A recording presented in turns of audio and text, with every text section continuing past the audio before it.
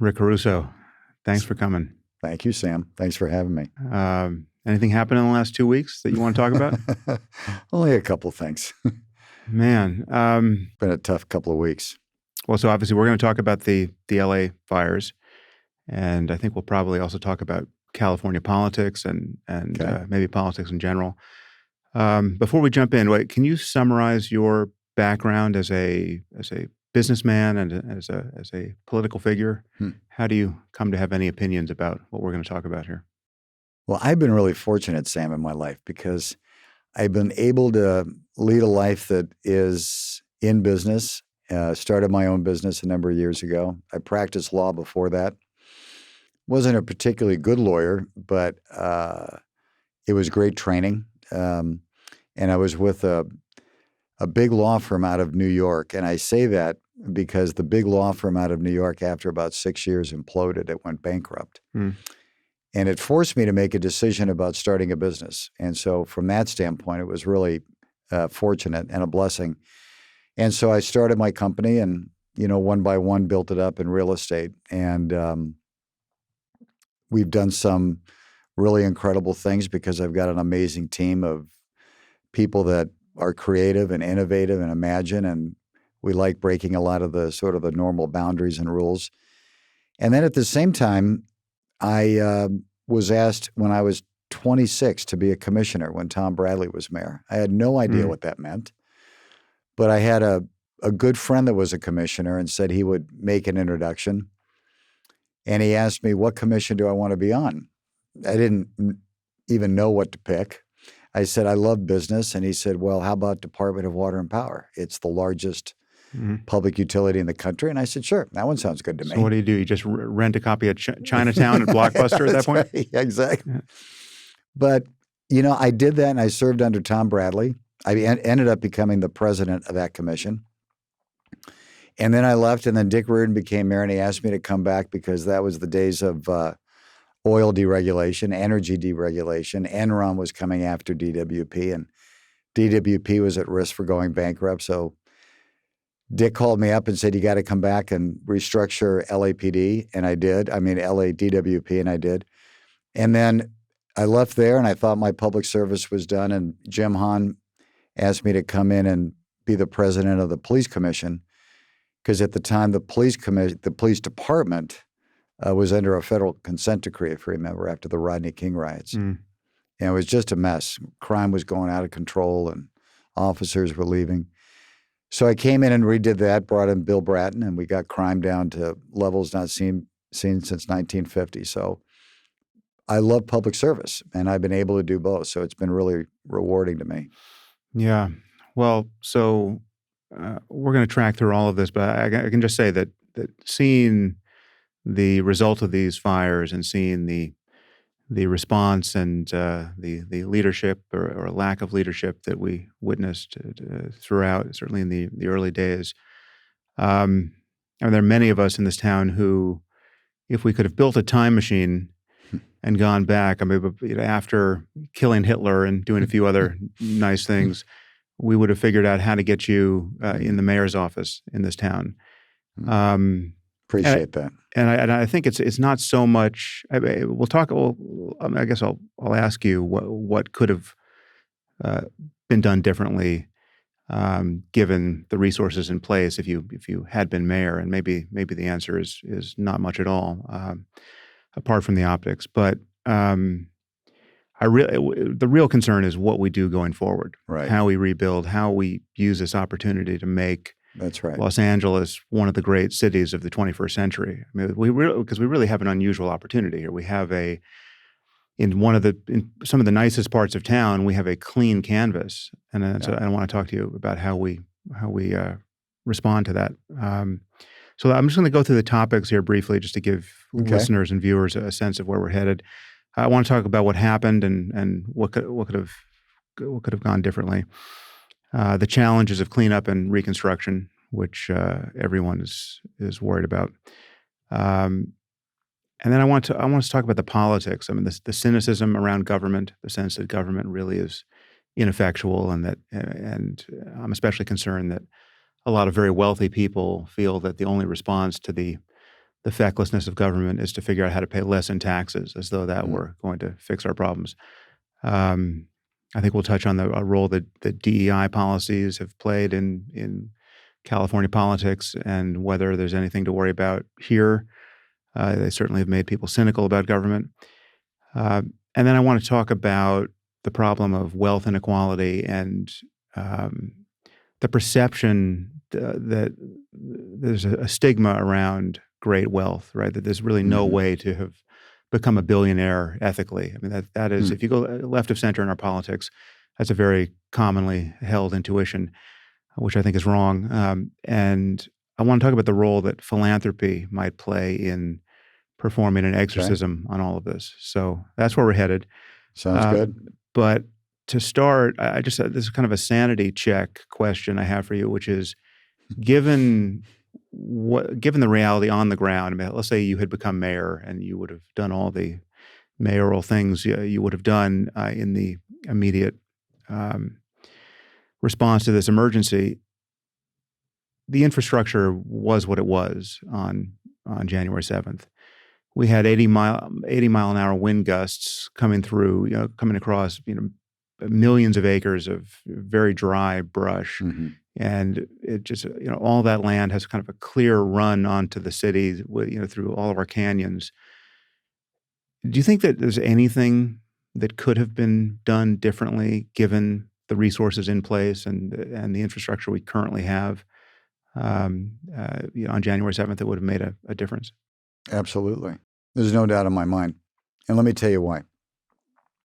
About 6 years ago, there was a fire in Brentwood along the 405 freeway. So for the listeners that may not know the geography, that's about 15 minutes east of the Palisades, where the Palisades fire. And when that fire broke out, it was put out pretty quickly. It maybe took half a day or so, but it didn't travel much. And at that time, I had said, and I called people in the city, there's 40 years of brush between Brentwood and the Palisades. And if it starts traveling west to fire, it will come right down into the Alphabet Streets. That's the neighborhood that backs up to the mountains. There was no effort for 40 years to do anything about that brush. So that was a predictable problem. And I'm a big believer that when things are predictable, they're preventable. Then on top of it, some genius decided, let's take one of the main reservoirs out of service during what's typically known to be a peak fire season when the Santa Ana winds come up. So we had a bad decision there. We had a bad decision in not mobilizing the fire trucks into the area so that they were already there and could respond immediately rather than a delayed response time. There was a whole series of things you could have done. Could it have been absolutely prevented because of the catastrophic winds? I don't know. Only God knows. What I am very certain of, there was a failure of leadership at a lot of different levels, and I've been very open about this, including the mayors, to not be adequately prepared. And I think there's a lot of tough questions that need to be asked and people need to be held accountable. But I just want to go back a little bit in time for a second. The head of DWP, I don't know her. She was an appointee of Mayor Bass. Clearly, she made a lot of really bad decisions. And there was, back in the day of Tom Bradley or a Dick Reardon or a Jim Hahn that I worked for, there was sort of this golden rule that you didn't politicize these critical departments. They had a sort of a life and death kind of function. The Department of Water and Power is supplying all the water and all the power to L.A. City. And it really was an engineering marvel. It was known for the greatness of the engineers in that department. And as long as I was there for 13 years, the head of that department always was an engineer that came up through the ranks so that they really understood the system. That broke down some years ago with Garcetti, and the head of that department became more of a political person. And I think that's just a mistake. And we're paying for that mistake and a lot of others. So yes, I do think a lot of things could have been done better. And people are paying the ultimate price for it. A lot of people lost their lives, 28 people now between Palisades and Altadena, and lost their homes, thousands of homes. Yeah, just to remind people, I think we're up to over 12,000 structures I think burned? it's 15,000 now, I read. Okay. It's Yeah. massive amount of buildings. Yeah. So given your experience at DWP, what do you make of the fact that there was either a lack of water or water pressure throughout the city at a certain point? I mean, clearly there has to be some way to modernize our infrastructure such that wouldn't happen. Well, there's no doubt. But again, the one main reservoir, I think it was like over 1.5 million gallons or something, that was empty for repairs.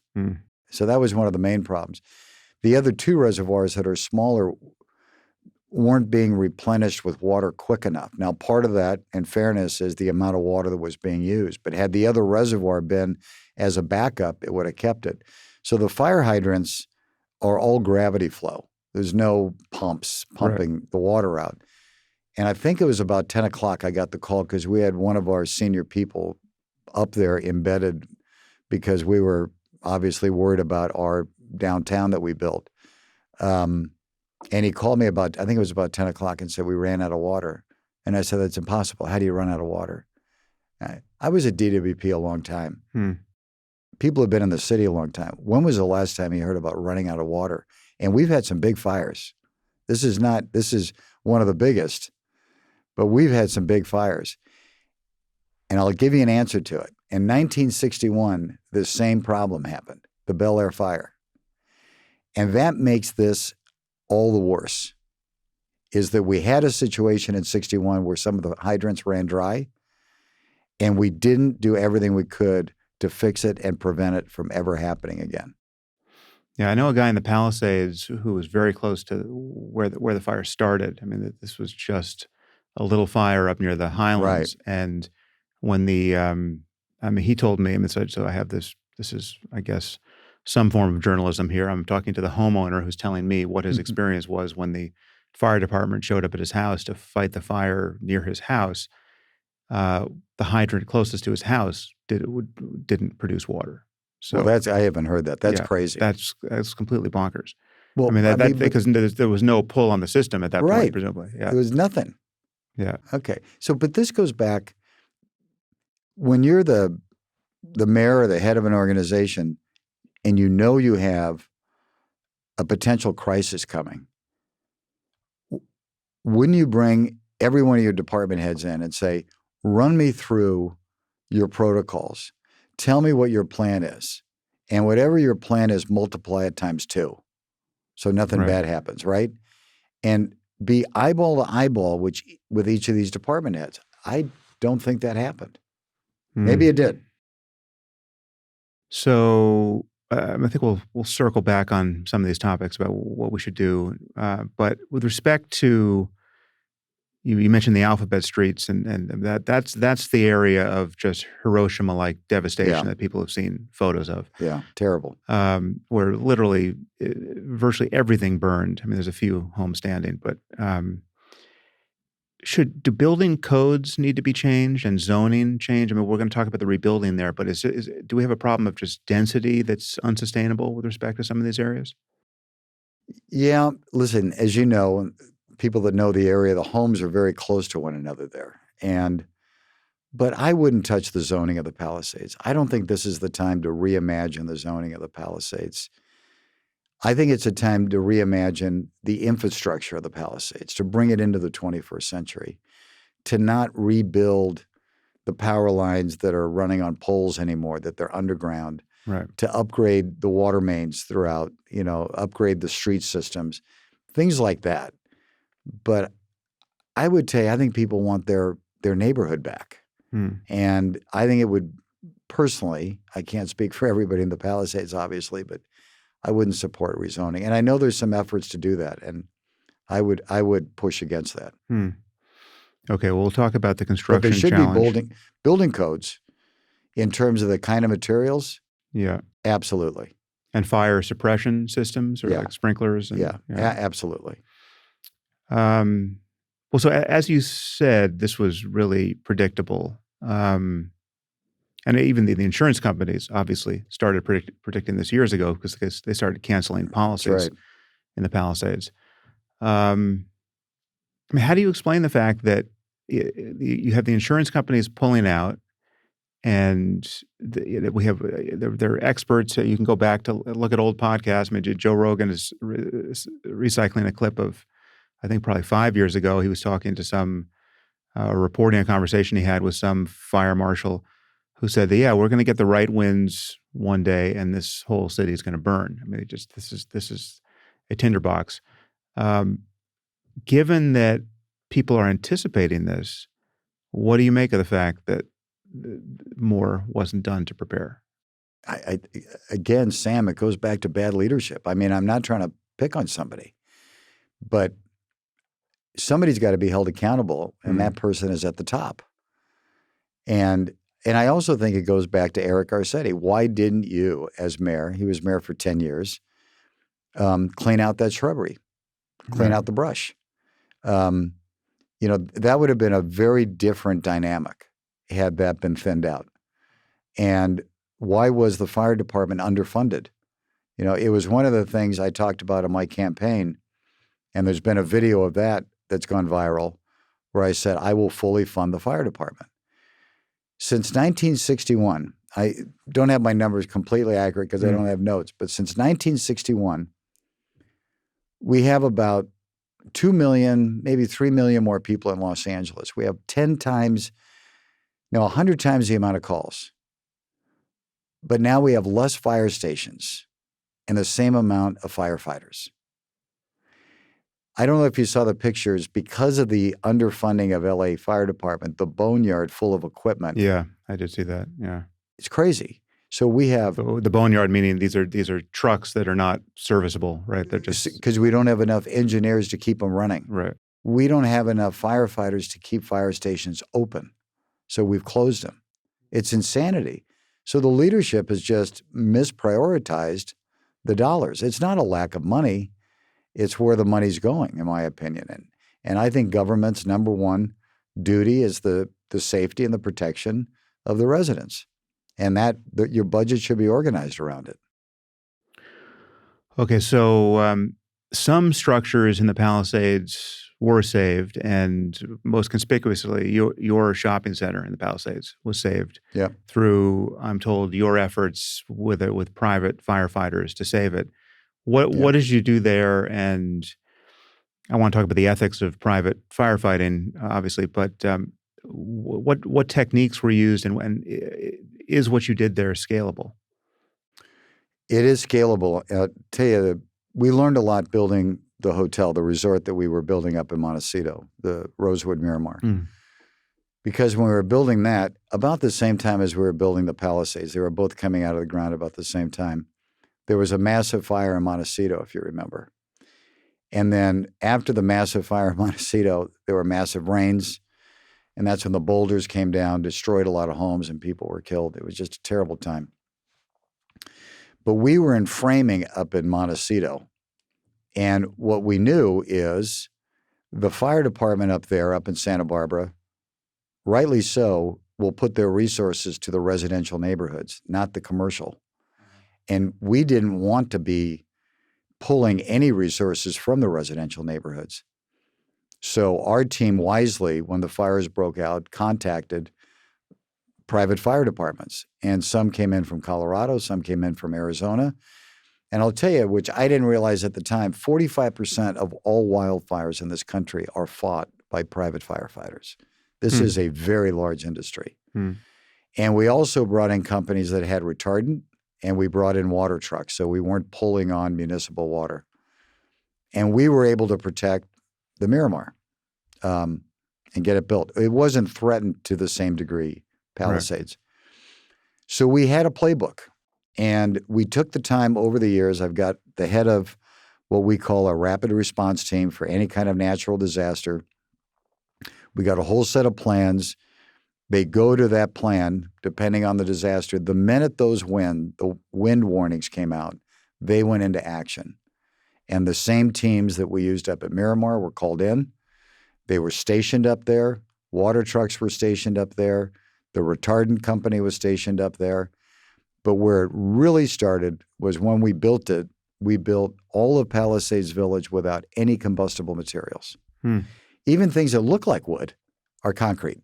Right. They're just formed to look like wood. So when those embers were hitting the building, they were fortunately, it couldn't ignite anything. If you go up there now and look at one of the back buildings, Serena and Lily, the building is scorched because of the vegetation, the plants, but the building is standing and the inside is untouched. We also designed it where there's not a lot of vents. A lot of people's homes burned down because an ember went inside an air vent inside the house. So we designed it knowing we're in a high fire risk area, and we had plans to protect it because we knew that. Now, I think that's really good preparation. And I do think it's scalable. It goes back to, as people rebuild their homes, they should be encouraged, required, I don't know which yet, to use more non-combustible materials. And we should have more equipment in L.A. Fire Department's arsenal that we can spray down neighborhoods with retardant, that we can be stationed in neighborhoods and closer, so that our response time is a lot less. That fire that started, I think you were talking about, the friend you were talking to, was 2 acres. And because of the winds, and by the time the fire trucks got there, it got to 200 acres. Yeah. In almost no time. So I think our team did a great job, and I absolutely have zero regrets of saving the village because we saved hundreds of jobs. All those businesses are going to reopen. The majority of those businesses are small businesses. We have 8 families living in the village. We saved their homes. We tried to save the homes across the street. We couldn't. They were just too engulfed. But it's absolutely the right thing to do, and it's going to be an anchor, to give Palisades hope to rebuild. I guess the only ethical criticism that makes any sense at all to me is if you're pulling from municipal water and there's a zero-sum contest between what you're doing to save your center and what the fire department's doing to save a nearby home. Was that the case at all? No, the majority of the water that was used was out of our trucks, was non-potable water. Right. Now, the fire department responded, but fortunately, because we had our own people there, they were able to pull off and deal with the homes. Right. But let me just add one more thing. Had the fire department been properly staffed, nobody would need private firefighters. Yeah. Right? So this is no different that's happening on the fire side than what's happening on the police side in L.A. Yeah. We have an enormous detail of security on all of our shopping centers because the resources of LAPD are so thin, we have to be able to take care of ourselves. Yeah. So. Yeah, that's the perfect analogy. Again, leaving aside a tug of war between scarce resources of water, but the water shouldn't be scarce. There's a failure of infrastructure. And what's the inverse? I always like when I'm posed a question on business, okay, what's the inverse? Let it burn down. Let it burn? Yeah. Then that's a good thing, and then you're blotted? Of course not. And then, I would imagine the village alone probably employs directly and indirectly over 1,000 people. And one of the real terrible side effects of this fire is the thousands of people that have lost their jobs. All these homes are gone. Yeah. They have no safety net. And so I feel very good about the fact that life is going to come back into the village, jobs are going to come back in, and we're going to be supporting people. Okay, so let's talk about, on that last point of people losing everything, and many of these people certainly many are not rich. I mean, it's widely believed that this was all rich people, justice, however rough, being visited upon the rich people of the Palisades. Many of the people in the Palisades were in those homes for generations, right? That's And they right. were only in those homes because they were in them for generations. That's I mean, right. they bought their home for $40,000 at one point, and they stayed there. Yep. That's right. And many of these people were underinsured or not insured at all because of the foregoing pressions of the insurance companies that we spoke about. What is the insurance solution here, or the solution to the insurance problem in this area and other areas of LA? I don't know exactly how you solve the insurance problem short of, and this is not something I normally propose because I'm not a supporter of big government, but I think the government, the state and the federal government needs to step in because now you've got all this rebuilding going on. If insurance is even available, it's going to be incredibly expensive. We're going through this now. My son, whose home was damaged, is buying another home and got an insurance quote, and I couldn't believe it last night at dinner when he told me what the quote was. Yeah. And to your point, so many people in the Palisades were house rich and cash poor because they had been there so long. They're not going to be able to afford to rebuild, and they're probably very much underinsured because they were smaller homes. And then they're going to have to sell their lot, their property, in order to financially survive. But I think on the insurance side, the federal government or the state government has to come in and backstop it. I don't know another way to do it. Yeah, it does seem like a market failure of some kind. Okay, so before we rebuild, we have to clean up. What are you picturing here for cleanup in the Palisades? I mean, I guess we can talk about cleanup everywhere too, but I mean, we have all of this toxic rubble and ash. I mean, for instance, in the Palisades, there's only 2 trucking routes out of there. There's Sunset. Right. I can't imagine them trucking all this waste across town over Sunset. So the other is PCH. So I'm imagining they have to take PCH to the 10 and then to some dump hazardous beyond. Dump. Yeah. Yeah, and it has to be a hazardous dump. Yeah. So what are you picturing that cleanup to be like, and how stringent are the safeguards that we're not going to spread further contamination by moving the waste? I mean, do they treat it like plutonium, where literally things have to be in sealed containers, or are we talking about open trucks with just tarps cinched across the top? I'm not an expert on this, Sam. I wish I was. We're trying to learn about it. That's a FEMA operation. Yeah. I wish it was already started. It hasn't started so yet. So FEMA does everything. There's no local. It's not a local. Well, actually, what we learned is, as a private landowner, you can opt to clean it up yourself to the California standards. And there's, I think, a debate going on. I don't know if it's been settled, if it's going to be cleaned to California standards or federal standards. So that's got to get settled first. And then generally FEMA will come in, and as I understand it, they spray a bonding agent over the debris. And that bonding agent prevents it from dusting up, becoming airborne. And then it gets put into sealed trucks, not just with the canvas over it, and then trucked off. It's a massive job, right? Has anyone estimated how long this is? Like, at what point will it start, and how long? I don't know when it will start. I think we're going to listen. I think the issue that's out there right now is, the president is coming in tomorrow. He's going to view the site. I would imagine he's going to see Altadena also. Same problem in Altadena. And then he's got to allocate federal funding to do it. And, there's seems to be a little bit of friction between him and our governor and our mayor. And I hope politics stays out of this, because I think the problems are too big for politics. But I don't know when it's going to start. We keep asking questions and haven't got an answer. But it's got to start soon. People need to see hope and future down the road. They really do. It's been 2 weeks now. Now, how concerned are you about the health effects of what's already happened? I mean, this is to tell people who haven't been paying attention here that there's a huge difference between what happened here and just an enormous forest fire. Right? That's right. This was an urban fire. Right. So Very we're not talking toxic. about wood burning. We're talking about everything burning. Right. This is paint and cans of pesticide and plastic and electronics and cars and electric batteries. yeah. So Yeah.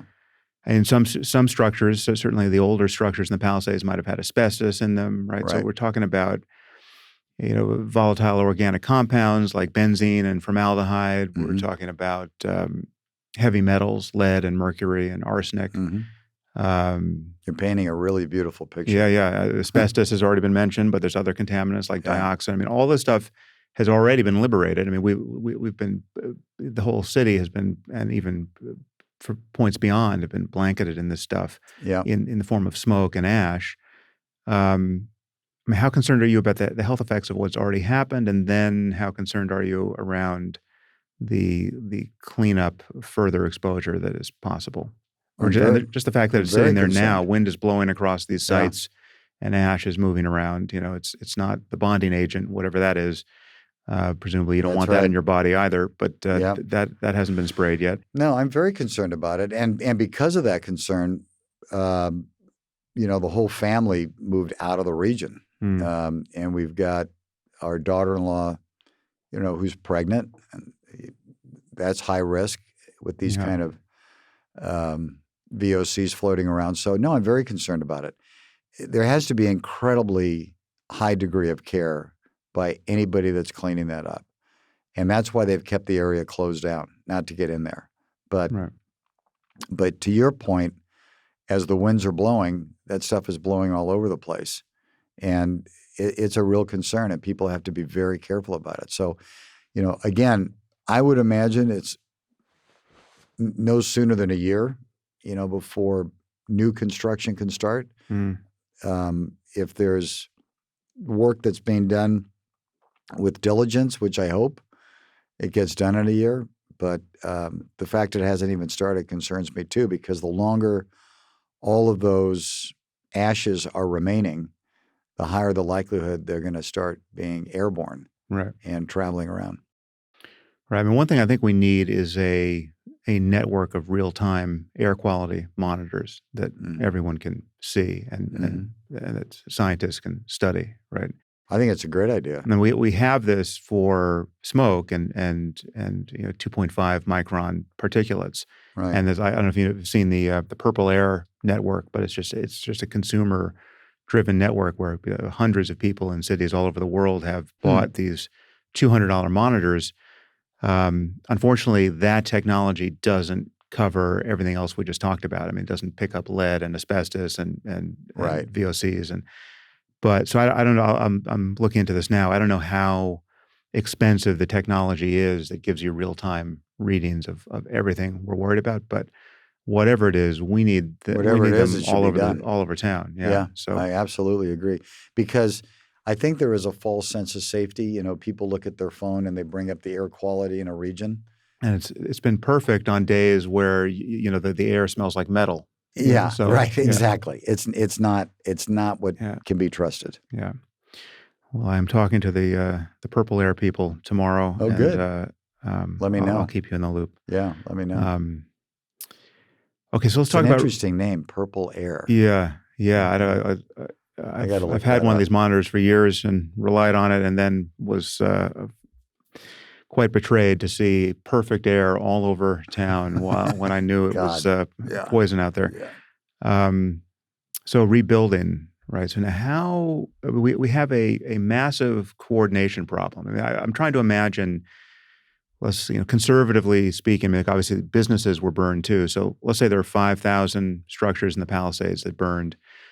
Let's say there's 3,500 homes. I'm just guessing, but how do those people, as you said, many won't want to rebuild or can't rebuild, right? So they're moving away. So they're going to sell their land.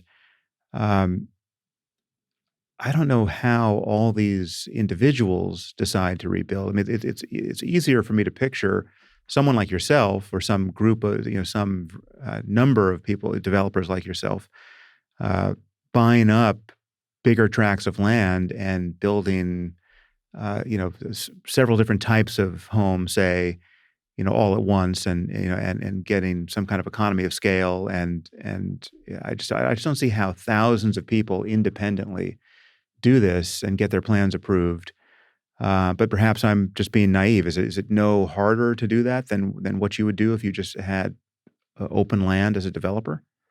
Well, if you just had open land as a developer, it would be much easier, to your point, for sure. It's going to be complicated, and it's going to be messy out there, right? You're going to have a whole bunch of people building at the same time, and you're going to have supply chain too. issues. We need, churches will be rebuilt, and supermarkets and schools, and That's right. I mean, again, for people that don't know that, the two supermarkets, the larger supermarkets in the area, both burned down. Many of the schools burned down. The churches burned down. Yeah. So it's a massive effort. The rec center burned down, from the park. So that's got to get rebuilt. I had a call about that this morning with getting that started. I think, just to take a tangent for a minute, from my standpoint, the priority needs to be getting schools and public spaces reopened and built quickly, so people can start coming back, kids can get reunited with their friends, those kind of things. But it's going to be very messy, and I think there will be developers that will go in there and buy tracts, try to buy a number of lots and build. My hope is that it doesn't look and feel like a master plan community when it's done. Part of the charm of the Palisades, and I think Altadena is the same way, because it was built over time, there was a uniqueness to the architecture, the size of the homes, the density, the landscaping. And if it looks like, a master plan community, I think it would have a very different feel. Yeah. I think there's a halfway point, though. I mean, maybe a developer's coming in and they're building 5 homes at a time or 8 homes at a time. I think that's going to probably happen also. But it's going to be very messy and complicated. But I always run really optimistic. And I think once people start building and seeing the rebirth, I think it's going to catch on. And it's going to take some time, there's no doubt. But there's kind of a first mover problem, because who wants to be the first person in a nice house living where, as far as the eye can see, there's nothing but construction? Yeah, that's right. So that's right. I know. So you sort of need a minimum number of homes there already before anyone wants a home there. You do. And the Huntington will grow back quicker because of that, because there's so much still left in the Huntington that it still feels like a neighborhood, right? The upper Huntington has a lot of damage. The lower Huntington has almost none. So it's going to come in phases, I think. But I don't know, Sam. There's a lot of people that aren't going to be able to go back. They can't afford it financially. There's going to be people that are going to go get resettled somewhere else and not want to move their family again. But I really believe the majority of the people really love that quality of life in the Palisades. And that's what's hurting them a lot, is missing that. So I think it's going to come back quicker than people expect.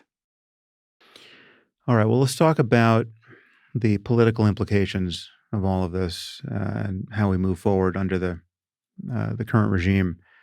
How might this be an opportunity to completely reset California politics? I mean, so much has happened here. It just seems that everyone, whether they're speaking this way or not, has gotten the message that the future of California politics has to be competence, right? I mean, competence, we need competence, we need compassion, we need a few other things beyond competence, but competence is absolutely the litmus test, especially when you're watching fire engulf everything in sight. And it's, again, this is not something that just hit people who don't have resources. This hit everybody, and this hit people who have, through their wealth, have done their best to immunize themselves against, every species of dysfunction we see in our state. Right. I mean, this is something we'll talk about when we talk about wealth inequality. But it's just, I know that there are $100 million homes that burned down. Right. I mean, so this is not something that you as a rich person can say, well, okay, this is not my problem because I've even with a private fire department. I mean, I know one case where there was a home nearly worth $100 million that burned down right next to two homes that had private firefighters protecting them from the $100 million home that was burning down, right? So, I mean, I guess one lesson you could draw is that we needed 3 private firefighters there, right. but it's crazy. Like it's obvious that every wealthy person has a stake in having valid infrastructure in this society. Sure. And the optics of this were so, again, I don't know, we'll talk about DEI. I don't know that DEI played any role here in the incompetence that we're worried about, or the lack of preparation we're worried about. But when you have the largest urban fire in American history, and you see the evidence that the fire department has spent some of its attentional resources, if not its actual resources, over the years on DEI, and you have interviews with people at various levels in the fire department saying that this is what's super important is that someone looks like you when they show up to save you in your house, and you have a woman firefighter admitting that she couldn't pull a man out of a burning building, but it would be his fault for being in that building in the first place. And then you have Elon Musk send that clip to 200 million people, right? Yeah. Whatever the reality of the effect of DEI, the optics are terrible. Right. And especially in a fire department, all we want is competence. Right. And anything else is just masochistic insanity. Do you see the opportunity for a political reset here? I mean, just in the process of reconstruction, how we just bypass the shibboleths and the interest groups and the normal stalemate that comes out of that, and just say, look, this is what's going to work.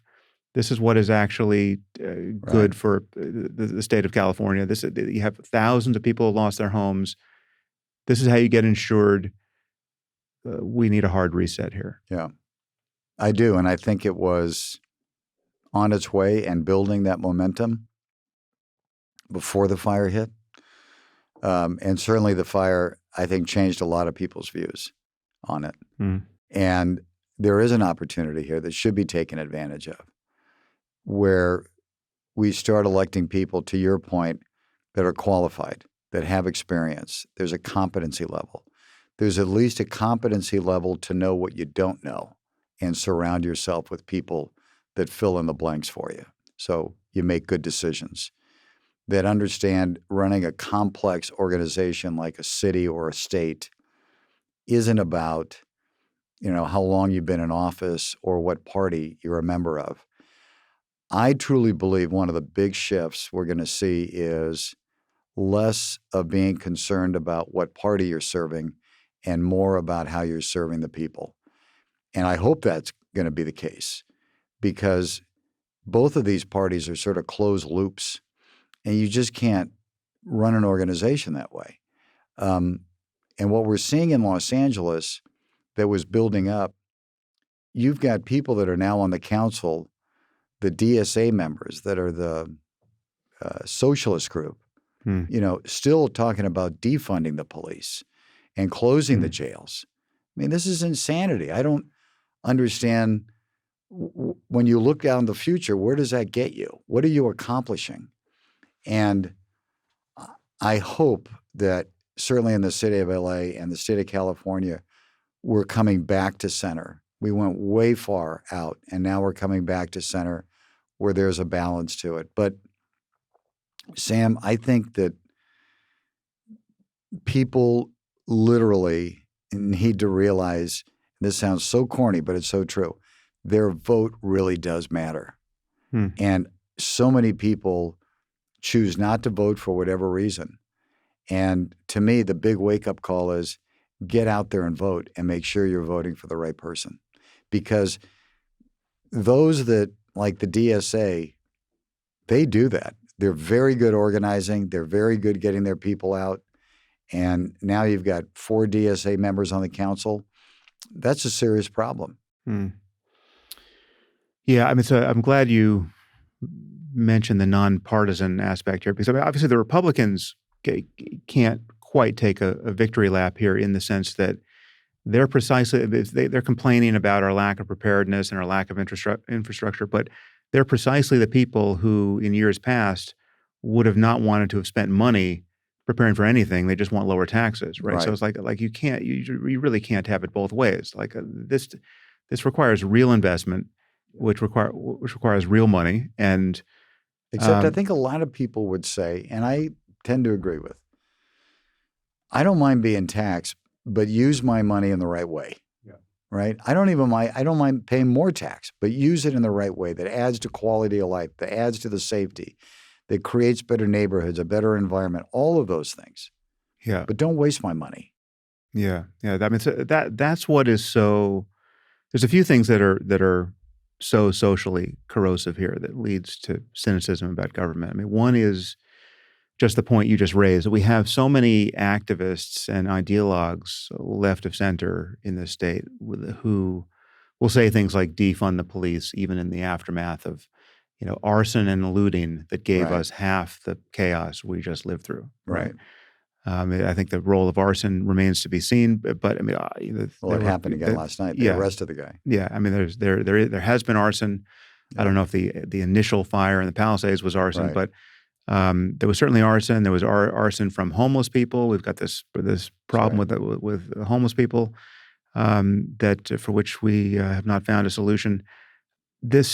Back during the George Floyd riots, it was not at all obvious that the police were going to stop people from going into homes in places like Santa Monica, right? It was just the police, it seemed to me, were much better, and the National Guard response came early in this crisis. So that I think there was a noticeable change there. But the idea that especially during a public emergency, that we don't have a stake in maintaining law and order, and that it's somehow a sign of compassion to just Right. allow for a free-for-all of looting. I mean, this is I don't know if you remember this or if it ever crossed your desk. This is now 4 years old, but I mean, during the George Floyd riots, there was an editorial published by NPR, our highest brow radio station, that looting is good and acceptable, right? Looting is a kind of new form of restitution, Yeah. right?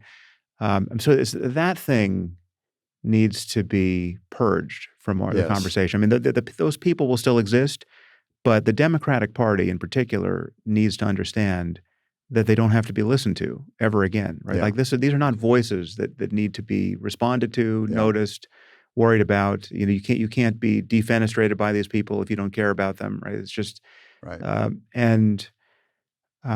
Again, it all comes back to competence and like sane compassion, right? I mean, it's compassion that actually understands the causes of human suffering and goes to mitigate those. If your house is burning, the cause of your suffering now are the flames, right? It's not the skin color or gender preference of the firefighter who's showing up. That's right.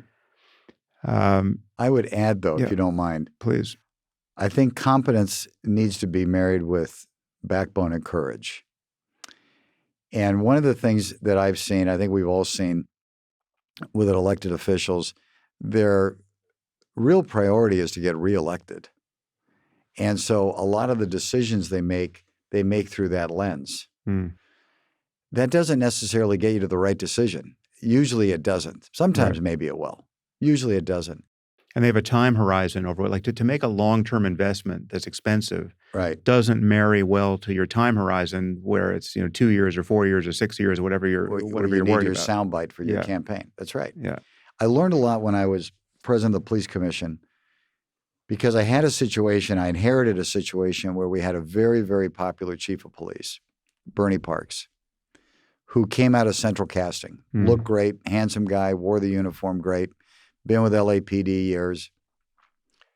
He was just not the right manager, a bad manager. And he put in policies after Rodney King that became so draconian to the cops in terms of the system for filing any kind of grievance that it basically forced the cops' career to stop until that grievance was adjudicated, which could take 1 year to 2 years. So what happened? The cops aren't stupid. They started not policing as proactively Right. because they didn't want to get a complaint. The gangs aren't stupid. They started filing complaints against cops so the cops wouldn't go into the gangs' areas. So we had crime spiking. We had an unhappy workforce. We had cops that were leaving because they didn't want to be part of that system. And Parks wouldn't change it. And we had a consent decree, which he didn't want to follow. Mm. So me and my fellow commissioners made the tough decision that we're going to fire him, and there's a whole backstory on that. And then my choice, and the commission agreed with me, and Jim Hahn agreed with me at the time, was Bill Bratton. So now I'm going to remove this guy that has been part of the system for a long time, beloved by the city. I literally had my wife would call me and say, Rick, they're burning you in effigy outside of City Hall right now. Mm. They were marching on the Grove as we were under construction to put pressure on me, stopping construction. It was just insane. And I would say to Tina, I'm going to be home for dinner. Don't worry about it. We're going to do what's right here. And I called Jim Hahn and I said, I'm going to tell you that I'm going to select Bill Bratton. And he has to approve that as the mayor.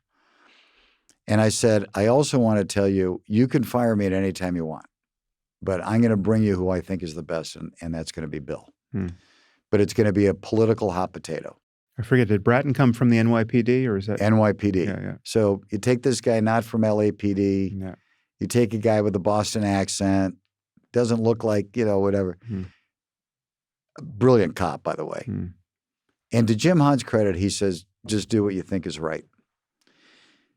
What I learned from that exercise, it is so liberating when you're in a position to make a decision where you're not worried about the consequence of the decision. You're just worried about, is it the right decision? And that decision did result in crime in L.A. getting back down to levels not seen since 1950. Hmm. Leadership matters. Good decisions matter. Backbone matters. Also, bad incentives are so corrosive, right? I mean, Yes. what you just named there was this perverse wheel of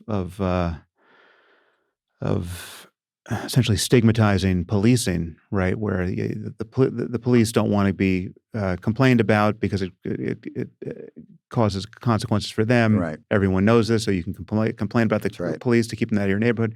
That's an incentive problem that needs to. I mean, there's probably 100 of those that need to be recognized. That's right. And flipped. It's also an insanity loop. Yeah. Because you're just creating your own insanity over and over again. Yeah. And we have that now. That's why we're so short of cops, because so many of the cops in Los Angeles are under such constrained rules that they don't feel like they're being policed. And I'm not talking about cops that want to go do bad things or take advantage of people. I'm talking about cops that take great pride in being proactive and protecting a community. Right. But the rules that Garcetti has put in when he was mayor that have remained under Bass allow crime to rise because police are not allowed to be proactive. Yeah. Yeah. Well, so how do we change that? I mean, how do we how can we use this moment of rebuilding to solidify some gains in political sanity here? I'm not sure I know the answer to that. I'm sure I don't know probably the answer to that. Mm. I really hope, Sam, that people have, from all different backgrounds and political beliefs and whatnot, woken up to what you're saying is, let's just hire competent people for the quality of life that we want. Mm. And not worry about this whole ideology system that we were so married to for such a long time. Mm. And but my feeling is that so much of this is while it's often not explicit, so much of it is responsive to the problem of wealth inequality.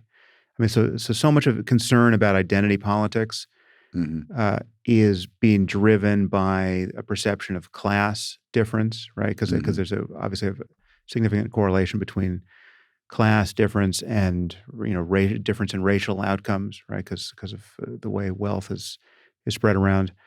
And all of that class difference correlates with academic outcomes and health outcomes, right? So there's a lot that's attached to this issue of the inequitable spread of resources in our society, and I feel like we're reaching some kind of tipping point if we haven't reached it already. I mean, where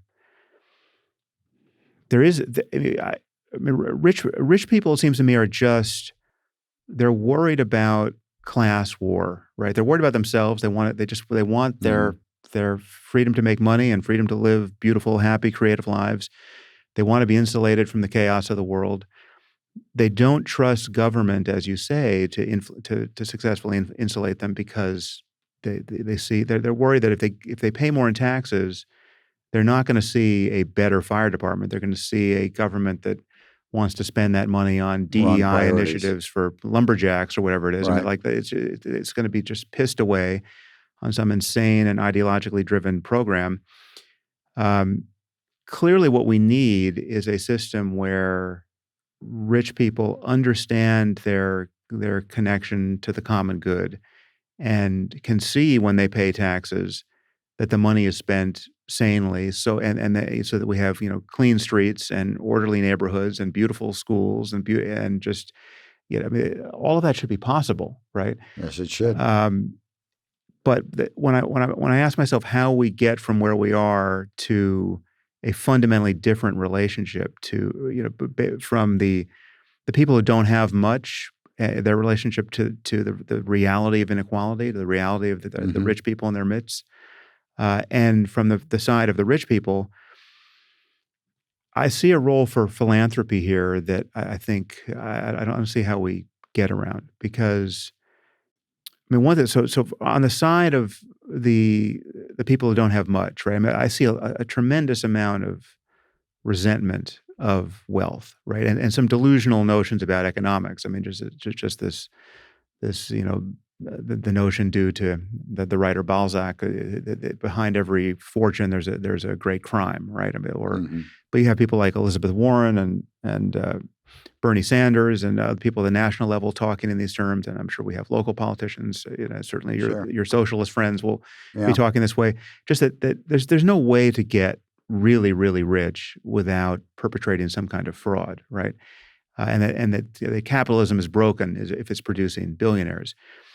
Now, we could go into why that's not true or not likely to be true, but one thing is obvious. We don't want to create an environment in California where rich people just decide, well, it's better. Life is better elsewhere. This environment is hostile to wealth. Right. We have, I think it's still the fifth largest economy in the world, It is. right? That's right. And yet we have these two cities, L.A. and San Francisco, which to one or another degree can be viewed as almost failing cities. I mean, they're Well, they are. and they're the engines of wealth in the fifth greatest economy in the world. Right. What I see is, I mean, here's one moment. This is not. I could be reading too much into this, but when I was online during the height of the fires, and I saw it reported that Steven Spielberg's house was saved, I saw all of these cynical comments and even a cynical article, and even journalistic efforts that were expressing cynicism, basically saying, well, look, it must be nice to be rich, right? Look, Spielberg's house was saved. And I knew that most of these people had probably bought a ticket to every one of Spielberg's films for the last 50 years, right? Sure. So that level of resentment and schadenfreude right? and the stigmatization around wealth seems to me to be so unhealthy and illogical because all these people want to be wealthy, right? I mean, they would want to be living like Spielberg. I think that if they take 10 seconds to think about it, they want to live in a society that is just pulling abundance out of the ether, right? They want all boats to be rising with a tide of great abundance, and so there's something aspirational about wealth that in another mood they can tap into, right? But there's this sense that the system is rigged and people are just in it for themselves. And what I see from the wealthiest rather often is, a sense that you can't trust government, right? So they see the dysfunction of the government, and Right. it just looks like an argument for paying less in taxes, where in my view, the dysfunction we see in government is an argument for better governance, right? We should That's right. want the government that could spend our tax dollars wisely. Absolutely. But there's a sense that you can live behind your walls and you can fly privately and you can get your private security force and your private fire department and you're good. But the reality is that, again, I told you about a billionaire who lost his home because he didn't have his private fire department, perhaps. But no matter how wealthy you are, and no matter how immunized you are, if you have to step over a homeless person to get in the door of your favorite restaurant in this town, Yeah. your quality of life is diminished, right? Absolutely. And if you're living in Bel Air right now, you're breathing the asbestos and the arsenic and the VOCs that are wafting all over this town right now. You don't have your own air. We have to solve this problem together. And so yeah, I don't know if you saw this pitch I made on my blog, but I realize I'm giving you a lot because you'll get your chance to react. But let me just vomit my socialism on you for a moment. It occurs to me that I know you're very philanthropic, and I am at my level, and we're surrounded by people who give a lot of money away. I think you just gave $5 million to the fire department, right. Which is wonderful. But the reality is that, we know single individuals who could take away all of the financial concerns of this whole area, literally make everyone who lost their home and wasn't insured whole. They could fund the rebuilding they could fund everything that's not covered by insurance. Right. I think this is estimated to be a $50 billion problem, and there's $20 billion coming from insurance, perhaps. We know people who could lose $30 billion and nothing would change about their lives. And they could lose $30 billion more and nothing would change. And even $30 billion after that and nothing would change, right? We know those people, right?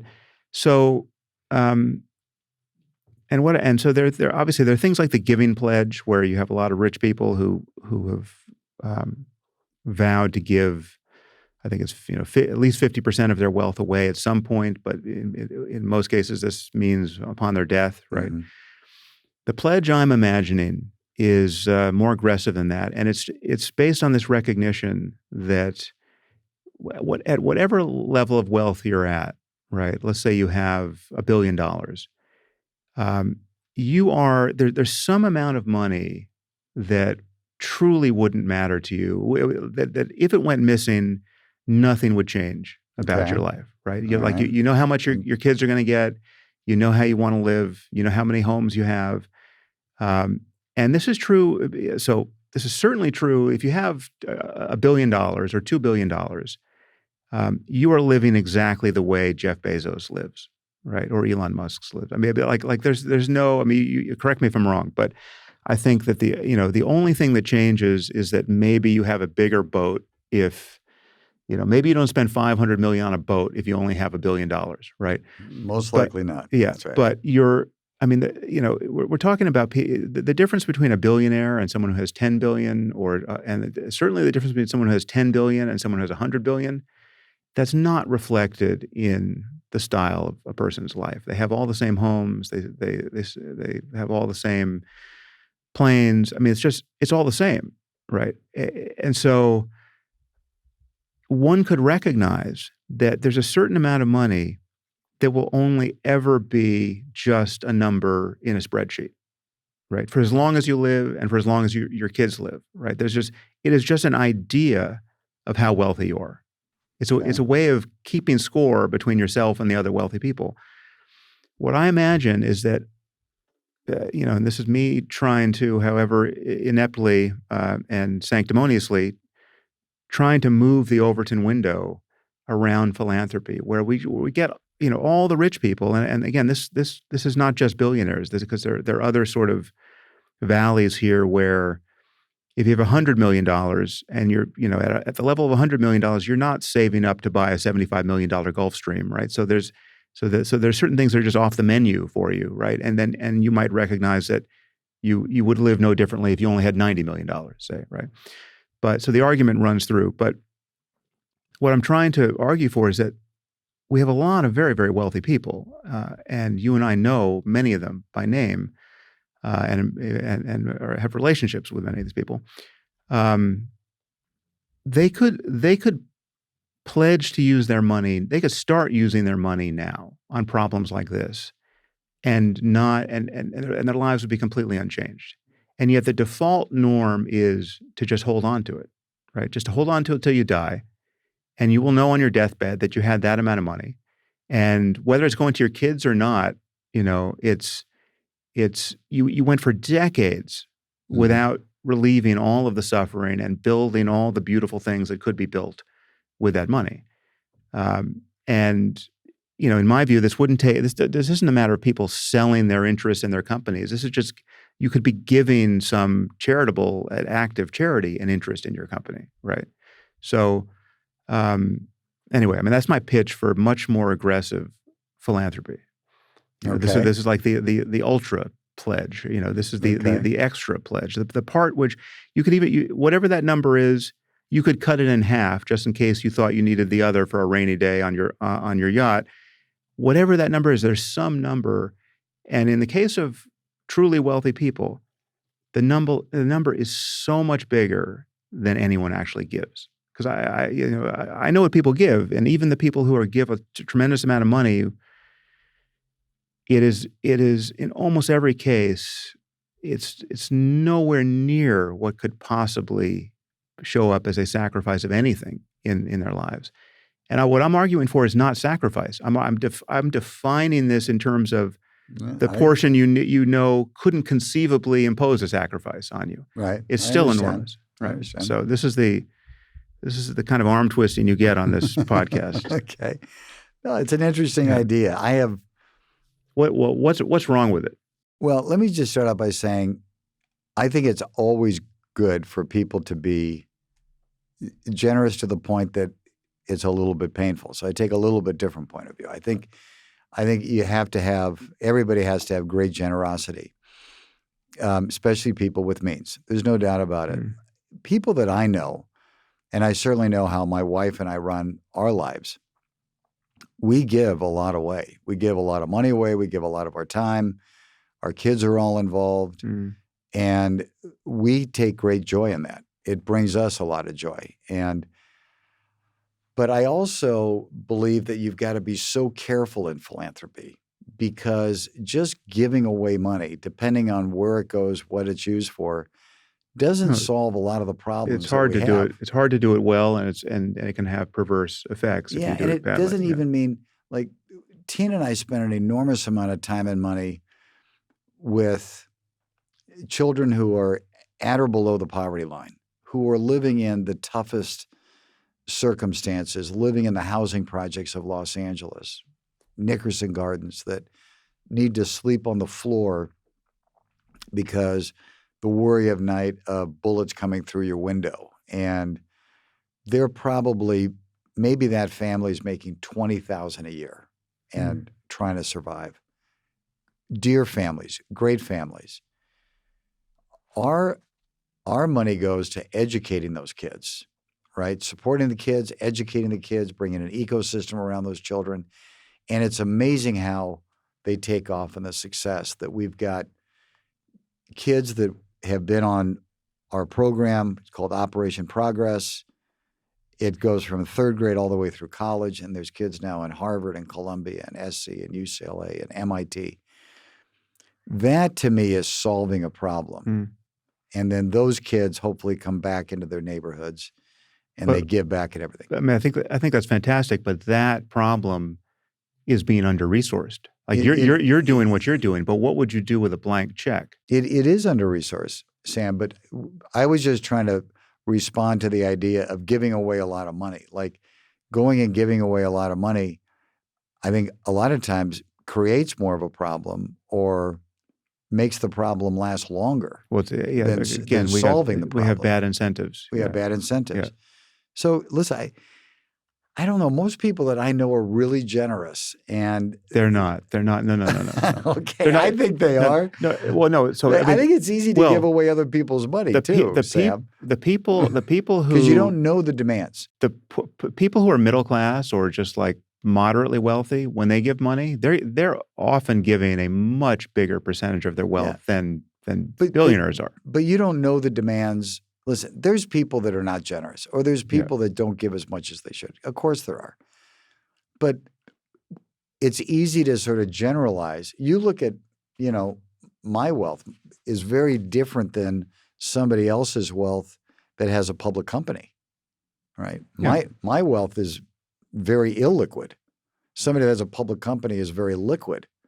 So the constraints on me giving something away are very different than the constraints on somebody giving away shares in a company, right? I can't give shares of the Grove.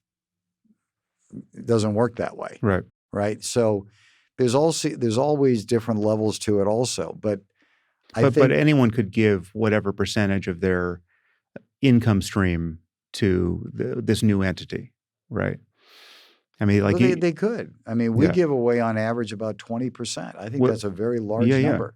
Well, so, but again, this is me pushing on the Overton window. I mean, because I'm twisting your arm. It's a perverse irony that I'm twisting the arm of already a spectacularly generous person. That's okay. By and the I'm not usual trying to norms. be the defending agent of billionaires. That's not where I want to. That's not where I want to be, or I intending to do that. No, but I just think it's.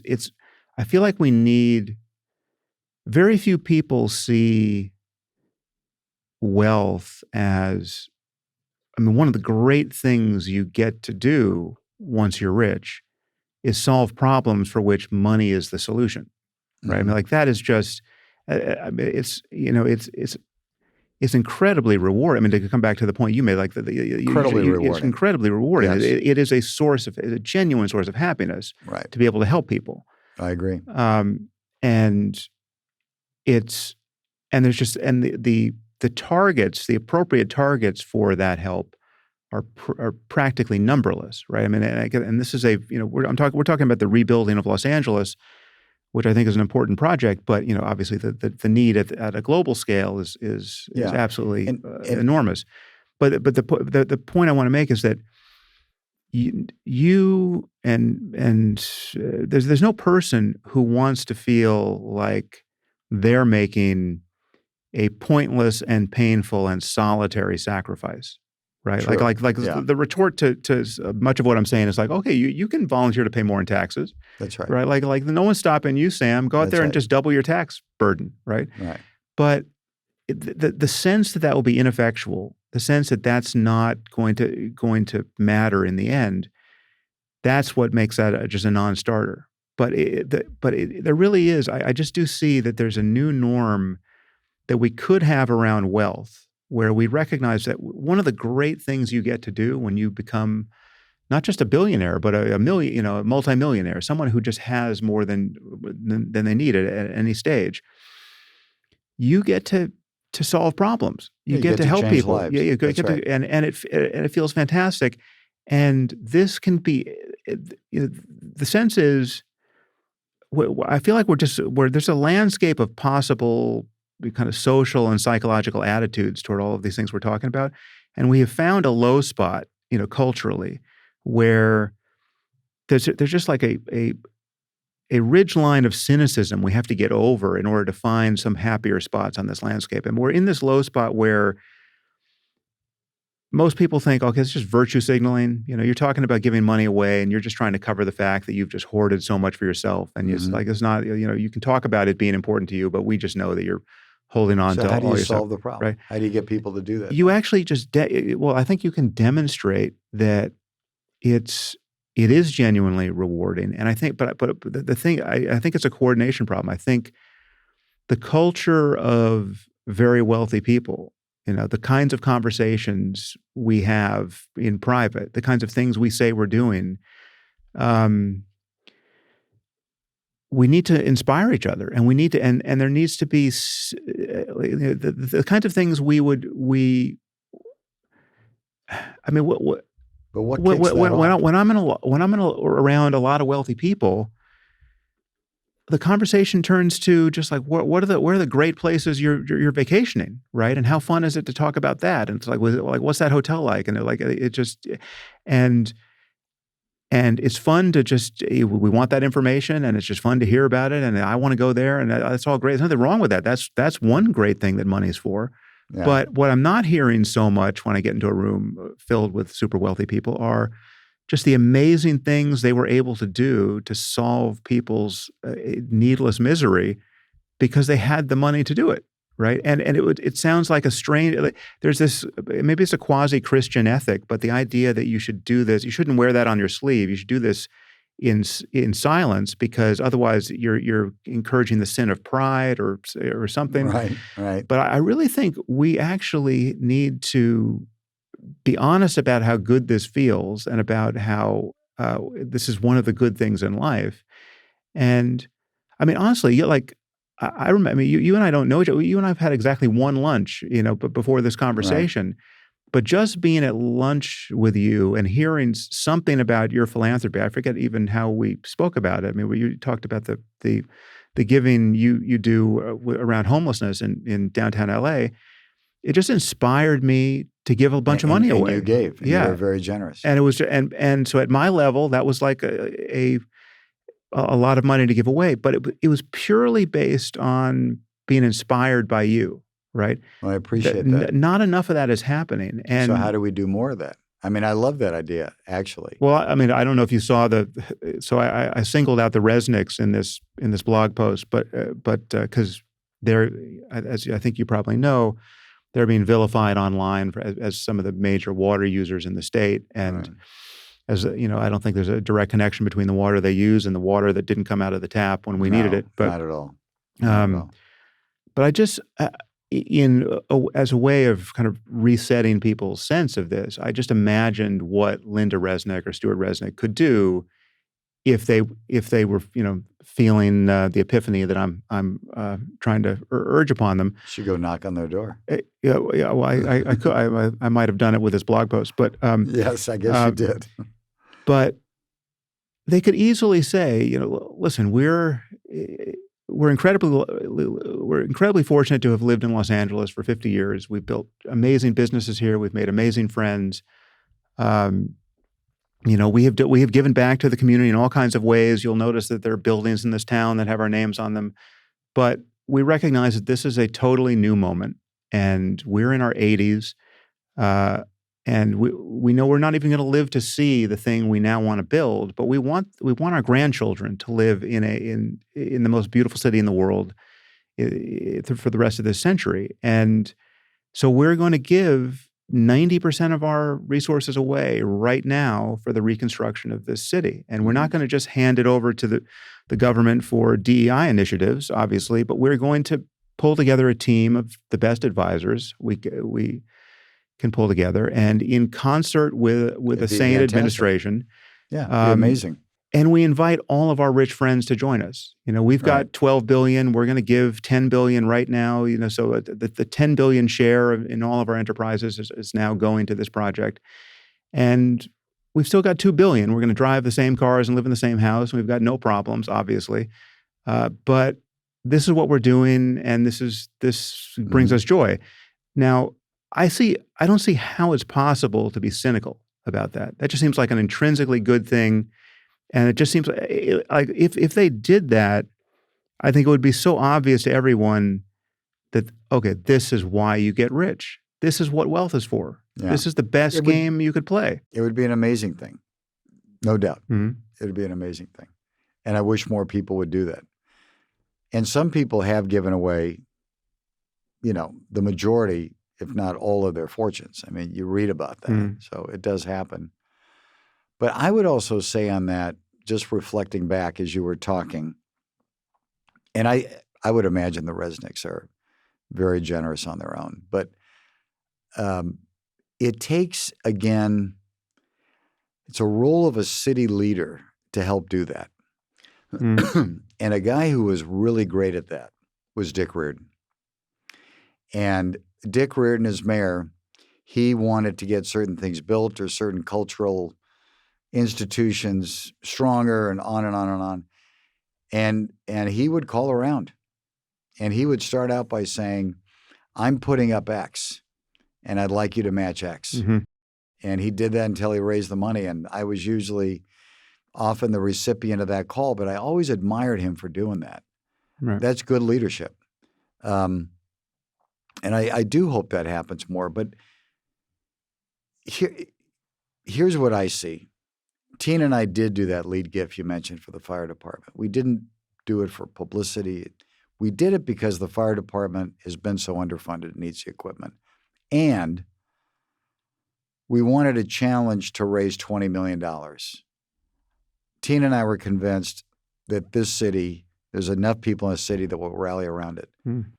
We raised the $20 million in less than a week. It's pretty remarkable, right? Yeah. The fire department told us their ability now to do things is forever changed. They didn't have like bulldozers to move earth during these fires. It was crazy. Mm. So what we plan on doing is rinse and repeat to help the area in the Palisades and in Altadena also.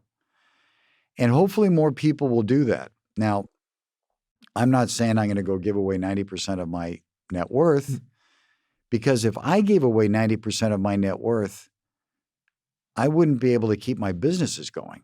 Well, I think correct me if I'm wrong, but there's got to be a way to do something like this while maintaining your business, right? Well, you pick that number that works, right? But I mean, if Mark Zuckerberg gave 90% of his interest in Facebook away today, he would just retain all of his super voting rights. I mean, he would Listen, maintain control of the company, and the money would still just flow to this entity that he had set up. That's not when he dies in 1,000 years once he solves the problem of aging, but now it would start working now. It'd be a beautiful thing. I can't argue with that. I mean, especially at that level of kind of wealth. Yeah, it would be a beautiful thing. But I also think there's a beautiful thing in the power of people coming together at every level, like they did for the fire department foundation. We had people put up $2 million. We had people put up $200. Right. But collectively, $20 million in a week, and that was just awesome. Yeah. So we're going to do more of that. Well done. Well, Rick, I hesitate to ask your future aspirations politically because I want to twist your arm in that direction. Is there anything you want to talk about on the horizon? Do you have thoughts about running for anything? I love public service, so it's in my blood.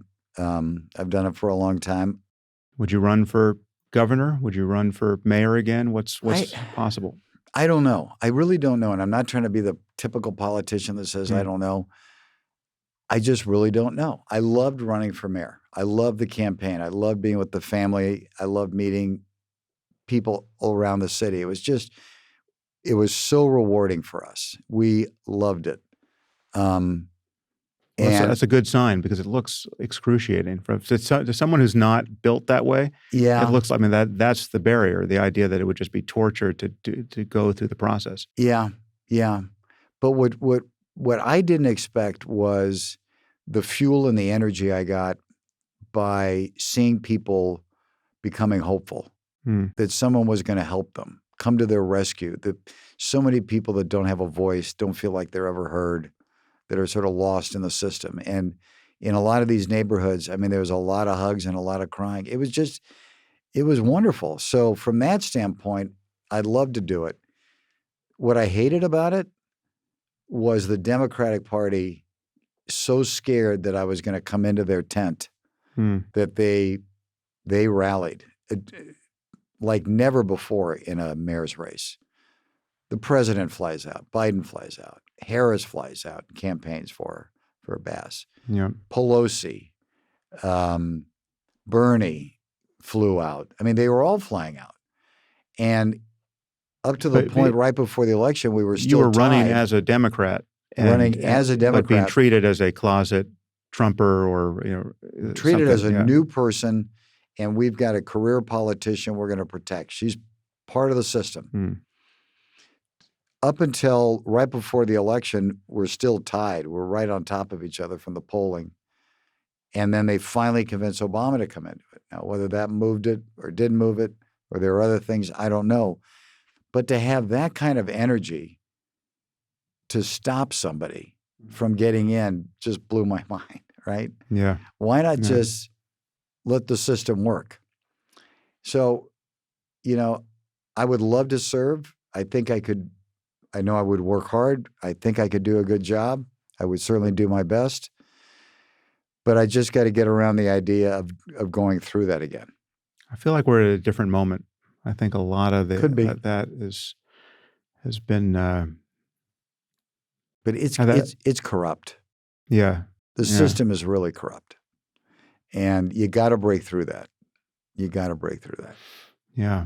Well, if and when you make that decision, we will have another conversation about it. I look forward to it. Okay. Yeah. Yeah. Thank you so much for your time. I know love this. it's a very busy couple of weeks. So it's get back out there and keep that suit on. At least one person dresses as a grown-up in this town. So thanks for having me, Sam. Yeah. Really enjoyed it. Thanks so much.